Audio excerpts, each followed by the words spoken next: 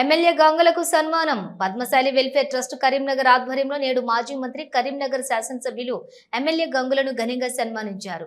Karimnagar Padmashali welfare trust Karimnagar వారి ఆధ్వర్యంలో ఆత్మీయ సమ్మేళనం కార్యక్రమాన్ని నగరంలోని పద్మశాలి ఫంక్షన్ హాల్లో ఏర్పాటు చేశారు. ఈ కార్యక్రమానికి ముఖ్య అతిథిగా కరీంనగర్ శాసనసభ్యులు గంగుల కమలాకర్ను ఆహ్వానించి ఘనంగా సన్మానించారు. అనంతరం మే 8వ తారీఖున వారి జన్మదినాన్ని పురస్కరించుకుని ముందస్తు జన్మదిన వేడుకలను నిర్వహించారు. కేక్ కట్ చేసి సంబరాలు జరిపి మిఠాయిలను తినిపించుకున్నారు.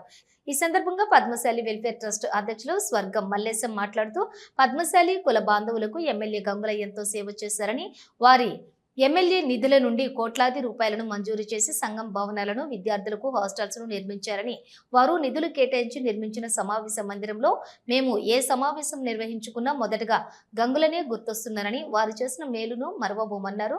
అనంతరం ఎమ్మెల్యే గంగుల మాట్లాడుతూ 4 సార్లు ఎమ్మెల్యేగా నన్ను గెలిపించిన కరీంనగర్ ప్రజల రుణం తీర్చుకోలేనిదని, రాబో కాలంలో ప్రజల మనసు చురగొనేందుకే ఎమ్మెల్యేగా నా కర్తవ్యంగా కరీంనగర్ నియోజకవర్గాన్ని అభివృద్ధి చేస్తారని చెప్పారు. కరీంనగర్ జిల్లా అంటే తెలంగాణ తొలి ముఖ్యమంత్రి కేసీఆర్ కు ఇష్టమైన జిల్లా అని, ఇక్కడి నుండే వారు ఉద్యమాన్ని చేపట్టి తెలంగాణ సాధించిన విషయాన్ని గుర్తు చేశారు. అదేవిధంగా రైతు బంధు, దళిత బంధు లాంటి గొప్ప పథకాలను కూడా కరీంనగర్ జిల్లా నుండే ప్రారంభించిన విషయాన్ని గుర్తు చేశారు. వారికి కరీంనగర్ జిల్లా అంటే ఎంతో ప్రేమని, కరీంనగర్ జిల్లా ప్రజలకు కూడా వారంటే ఎంతో ప్రేమ కనబరుస్తారని తెలిపారు. సౌత్ ఇండియాలోనే మొట్టమొదటి తీగల వంతెనను కరీంనగర్లోని నిర్మించినట్లుగా తెలిపారు. అలాగే మానేరు రివర్ ఫ్రంట్ లాంటి గొప్ప పర్యాటక కేంద్రం ఏర్పాటుకు శంకుస్థాపన బీఆర్ఎస్ పార్టీ ప్రభుత్వంలోనే జరిగిందన్నారు. కానీ సంవత్సరం కాలంగా అభివృద్ధికి కుంటుపడిందని విమర్శించారు. ప్రభుత్వంపై పోరాడి కరీంనగర్కు నిధులు తెస్తానన్నారు. ఈ కార్యక్రమంలో ఎమ్మెల్యే గంగులతో పాటుగా పద్మశాలి వెల్ఫేర్ ట్రస్ట్ చైర్మన్ స్వర్గం మల్లేశం, ప్రధాన కార్యదర్శి అల్సా భద్రయ్య, కోశాధికారి దూడం శ్రీనివాస్, మాజీ కొత్తపల్లి మున్సిపల్ చైర్మన్ రుద్రరాజు, మాజీ కార్పొరేటర్ వంగపల్లి రాజేందర్ రావు, జిల్లా పద్మశాలి సంఘం అధ్యక్షులు మెతుకు సత్యం, మాజీ నాయకులు వాసన రమేష్, బోగా సత్యనారాయణ, ఓడ్పాల రాజు, ఓడుమల్ల శ్రీకాంత్, మల్లేశం, పోలు సత్యనారాయణ, గడ్డం శ్రీరాములు, మంచికట్ల కోటేశ్వర్, వంగర అంజన్న, మోరా రాజేశం, లెక్కల వేణు, స్వర్గం నర్సయ్య మరియు పద్మశాలి కుల బాంధవులు తదితరులు పాల్గొన్నారు.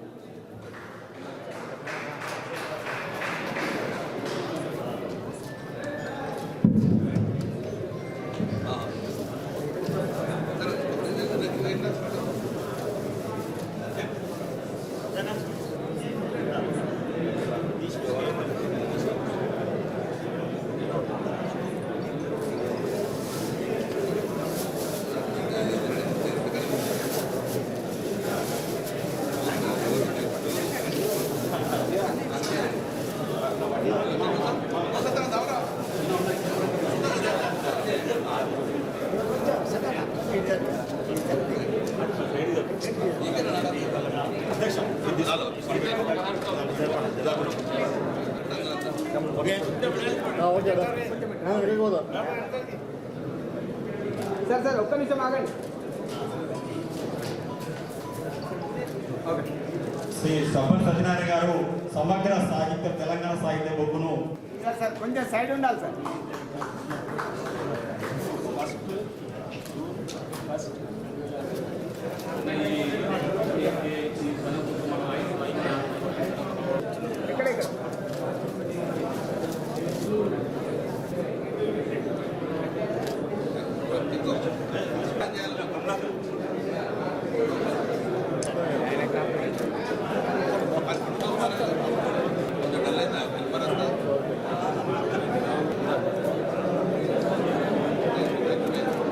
గొప్ప విషయం ఒకటి ఎట్లా అంటే, నేను వెంకటేశ్వర బ్రహ్మోత్సవాలు చేస్తాను. నేను వెంకటేశ్వర స్వామి యొక్క భక్తుని కాబట్టి, ఎవరో రాజకీయ బ్రహ్మోత్సవాలు ప్రభుత్వం నుంచి నిధులే రావు, కానీ నేను గుండె నిండా దేవుడున్నాడు కాబట్టి బ్రహ్మోత్సవం చేస్తే ఆ రోజు కూడా 4-5 సంవత్సరాలు ఆ పద్మావతి అమ్మతారికి మీరు పట్టుచీర పట్టుకొస్తుంటే ఒక కళ ఆనందంగా కనబడేది. అది ఎందుకంటే మీ ఆడిబిడ్డ కాబట్టి. అంటే ఇట్లా అందరం కలిసిమెలిసి గడిచిన రోజులు గుర్తుకొస్తున్నాయి. ఒకసారి ఆలోచించుకుందాం. రాజకీయంగా మాట్లాడతలేను, కానీ ఎవియా వెలుగులు, ఎవియా జిలుగులు లేవు, మాయమైపోయినాయి.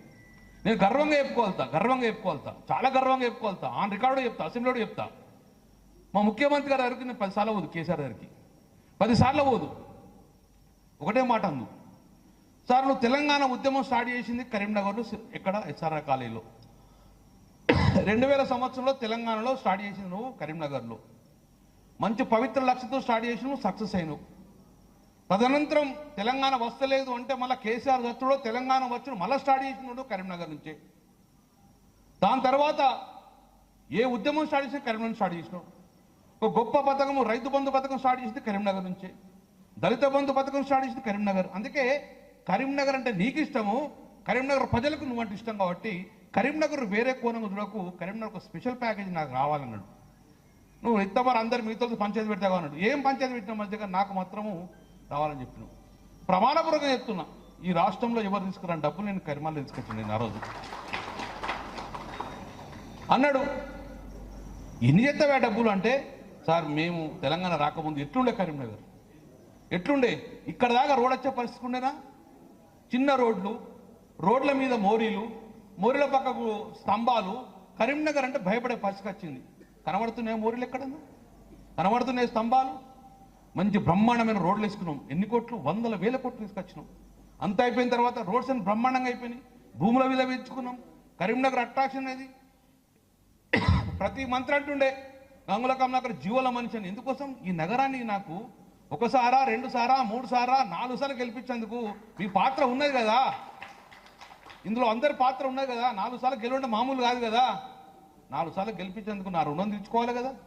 నా రుణం తీసుకునే బాధ్యత నా ఇంటని చెప్పేసి మళ్ళీ పోయినా. చివరిగా సార్ నేను చాలాసార్లు కూడా నేను గ్రానైట్ బిజినెస్ మీద చైనాకు పోదు, హాంకాంగ్లో దిగి నేను పోతుంటే మంచి మంచి కేబుల్ బ్రిడ్జ్లో నడుతాయి సార్. లక్షలాది మంది చూసి ఫోటోలు దిగుతారు. నాకు ఒక కేబుల్ బ్రిడ్జ్ కావాలన్నా. అట్లెట్లుంటుందా, ఉంటుందా ఇక్కడ అన్నాడు. సౌత్ ఇండియా లెక్కలు లేదు, నాకు కావాలని చెప్పేసిన. మానేర్ రివర్ ఫ్రంట్ కావాలని చెప్పిన. ఈరోజు సౌత్ ఇండియాలో ప్రప్రథంగా మానేర్ రివర్ ఫ్రంట్ స్టార్ట్ చేసింది ఇక్కడ కరీంనగర్లో మనవారు గంగుల కమలాకర్ చేయించింది. కేబుల్ బ్రిడ్జ్ ఫస్ట్ స్టార్ట్ చేసినాం. సరే దుర్గం చెరువు ఫస్ట్ అయిపోయింది. ఇప్పటివరకు మళ్ళీ ఇక్కడ కాలే తెలంగాణలో. అయితే నాది తర్వాత దుర్గం చెరువు తర్వాత మళ్ళీ తెలంగాణలో ఎక్కడ కాలే, కర్ణాటకలో కాలేదు, తమిళనాడు కాలేదు, ఎక్కడ కాలేదు. తెచ్చుకున్నాం బ్రహ్మాండంగా. ముందుకే వీకెండ్ మస్తీ, బ్రహ్మోత్సవాలు, కలోత్సవాలు ఎక్కడ వచ్చినాం. అభివృద్ధి కంటిన్యూ అయితే అనుకున్నాం. మేము అభివృద్ధి కంటిన్యూ అయితే అనుకున్నాం.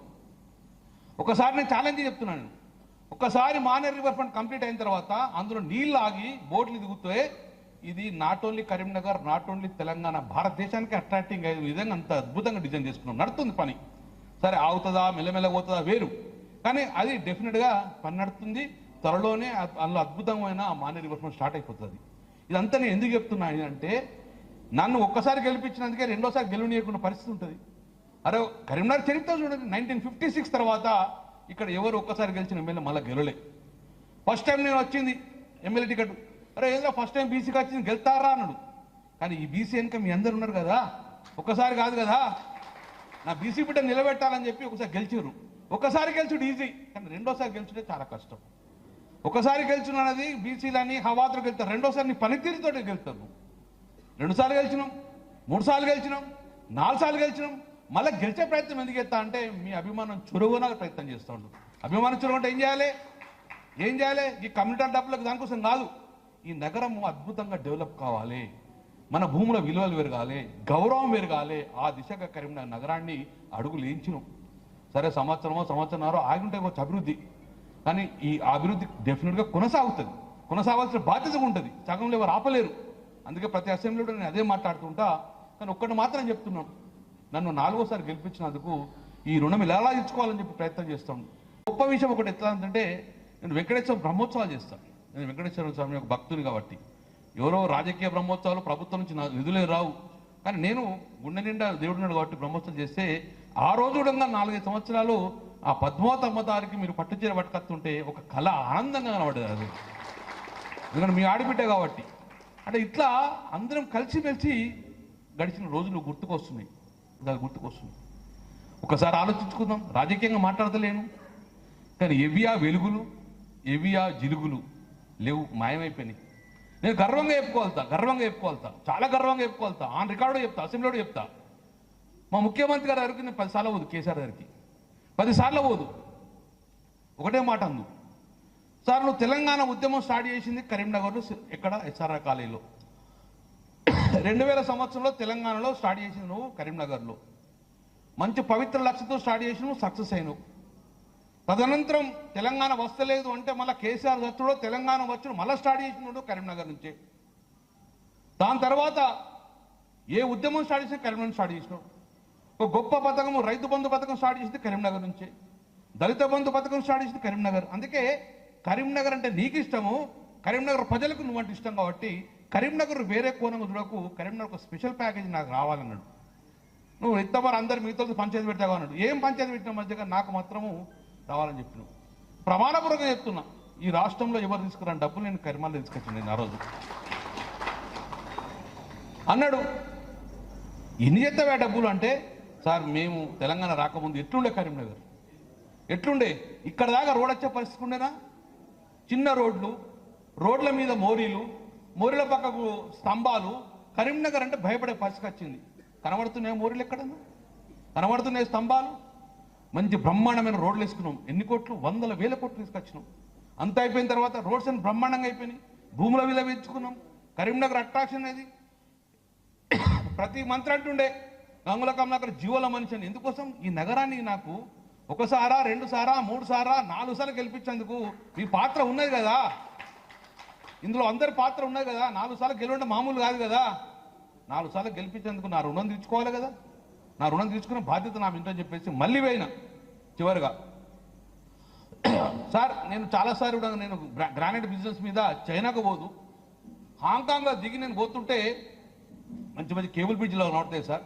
లక్షలాది మంది చూసి ఫోటోలు దిగుతారు. నాకు ఒక కేబుల్ బ్రిడ్జ్ కావాలన్నా.